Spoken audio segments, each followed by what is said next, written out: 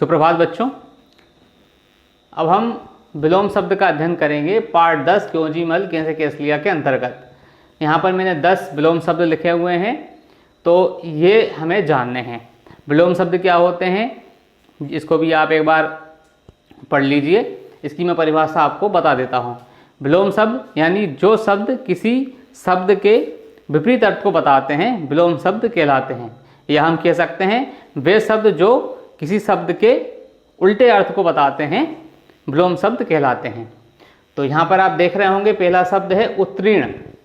उत्तीर्ण का है अनुत्तीर्ण। उत्तीर्ण का है विलोम शब्द अनुत्तीर्ण।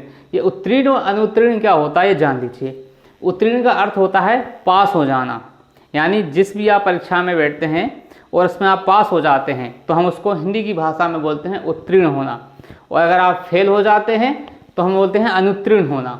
ठीक है, फेल होना नहीं, अनुत्तीर्ण होना। उत्तीर्ण होना यानी पास हो जाना, यानी अच्छे अंकों से जो निर्धारित अंक होते हैं उससे आप अगर आप पार चले जाते हैं तो आप क्या हो जाते हैं, उत्तीर्ण हो जाते हैं। दूसरा शब्द है उपस्थित। उपस्थित का क्या हो जाएगा, अनुपस्थित। जैसे हम आपकी उपस्थिति लेते हैं, यानी आप कक्षा में जो हैं या नहीं हैं, उसलिए हम आपकी क्या लेते हैं, उपस्थिति यानी अटेंडेंस। अगर आप हैं, अटेंडेंट हैं, तो हम क्या बोलते हैं, आप उपस्थित हैं। और अगर आप नहीं हैं, एब्सेंट हैं, तो हम उसको क्या बोलते हैं, अनुपस्थित। अनुपस्थित यानी आप कक्षा में मौजूद नहीं हैं, तो हम उसको हिंदी भाषा में बोलते हैं अनुपस्थित। और अगर आप मौजूद हैं कक्षा में तो हम बोलते हैं उपस्थित। ठीक, अब आते हैं तीसरा शब्द उपयोग। उसका है विलोम शब्द दुरुपयोग। उपयोग यानी किसी भी चीज़ का आप अच्छी तरह से प्रयोग करते हैं तो हम उसको बोलते हैं उपयोग करना। और हम किसी चीज़ का अच्छी तरह से उपयोग नहीं करते बल्कि उसको इस तरह बना देते हैं जिससे वो वस्तु उपयोग लायक न रहती हो, तो हम उसको बोलते हैं दुरुपयोग हो जाना। जिस तरह आप छोटा सा उदाहरण ले सकते हैं, जैसे हम पैसा, अगर हम पैसे का उपयोग हमारे लिए जैसे खाना खाने के लिए करते हैं, अपने स्वयं के लिए करते हैं, तो हम उसको बोलेंगे हम अपने उसके लिए धन का क्या कर रहे हैं, अच्छी तरह से उपयोग कर रहे हैं। और अगर हम हमारे पैसे का क्या करें, फिजूल खर्ची कर दें, इधर उधर फेंक दें, है ना, गलत कामों के लिए उसका प्रयोग करेंगे तो उस वो पैसे का क्या कहलाएगा, दुरुपयोग कहलाएगा। इसके बाद आ गया जागरण। जागरण का हो जाएगा निद्रा। जागरण का मतलब होता है जागना और निद्रा का अर्थ होता है सो जाना, है ना। तो इसका मैंने पिछली कक्षा में बताया था जागरण का शयन। अभी यहाँ पे मैं बता रहा हूँ निद्रा। निद्रा यानी सो जाना, जागरण यानी जागना, उठना। इसके बाद है जवानी। जवानी का विपरीत शब्द है बुढ़ापा।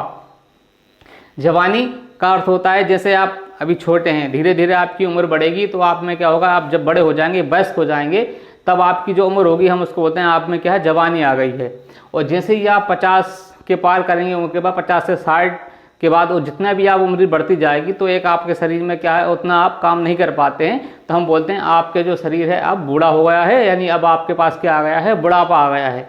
ठीक, इसके बाद है हमारा छठा शब्द है क्रय और विक्रय।